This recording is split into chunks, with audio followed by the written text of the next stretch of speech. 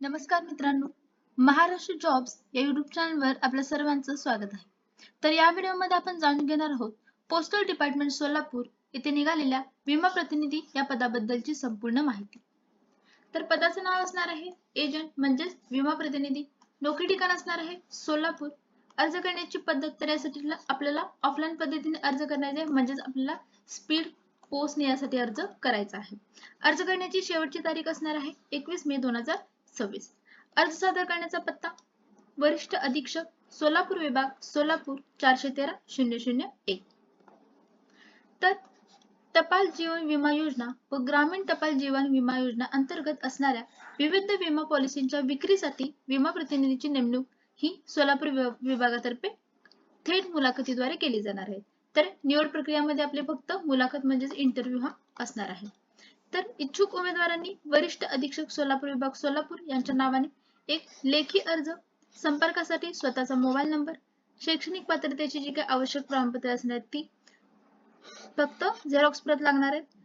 जसे की आपला आधार कार्ड असेल, पॅन कार्ड असेल, 12वी बोर्ड सर्टिफिकेट, डिग्री किंवा डिप्लोमा सर्टिफिकेट असेल, त्याचबरोबर आपले 3 फोटो आणि अन्य संबंधित जे काही कागदपत्रे असणार ते आपल्याला स्पीड पोस्टनं पाठवून द्यायचे आहेत. आपला अर्ज हा शैक्षणिक कागदपत्र जास्तीत जास्त दिनांक 21/5/2026 पर्यंत सोलापूर ठिकाणी पोहोचतील अशा पद्धतीने आपल्याला पाठवायचे आहेत. म्हणजे 21 तारीख शेवटची असणार आहे. 21 तारखेच्या आतच आपल्याला ते डॉक्युमेंट्स पाठवायचे असणार आहे.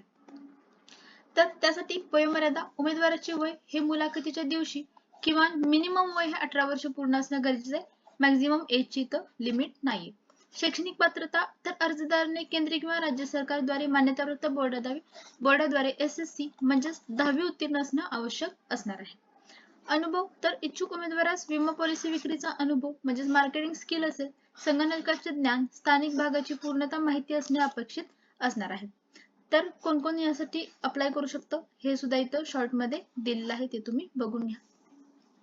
तर जे मुलाखतीद्वारे विमा प्रतिनिधी निवड झालेले जे उमेदवार असणार आहेत त्यांनी विमा हप्त्याच्या रकमेवर टपाल विभागाने वेळोवेळी ठरवून दिल्याप्रमाणे कमिशन किंवा इन्सेंटिव्ह हे त्यांना दिलं जाईल. जे सिलेक्शन झालेले कॅन्डिडेट असणार आहेत तर त्यांना निवड झालेल्या उमेदवारांना टपाल खात्यामार्फत आंतरिक प्रशिक्षण हे दिलं जाणार आहे. तर तिथं आपल्याला प्रशिक्षण सुद्धा दिलं जाणार आहे. निवड झालेल्या उमेदवारांना IRDA ची ऑनलाईन परीक्षा पास करावी लागणं म्हणजे गरजेचं असणार आहे. तिथे एक परीक्षा असणार आहे ती सुद्धा आपल्याला पास करायची आहे. तर निवड झालेल्या उमेदवारांना 500 रुपये टपाल बचत खात्यामध्ये आणि 5000 रुपये राष्ट्रीय बचत पत्रामध्ये भारताचे राष्ट्रपतीच्या नावाने तारण म्हणून आपल्याला ठेवावं लागणार आहे.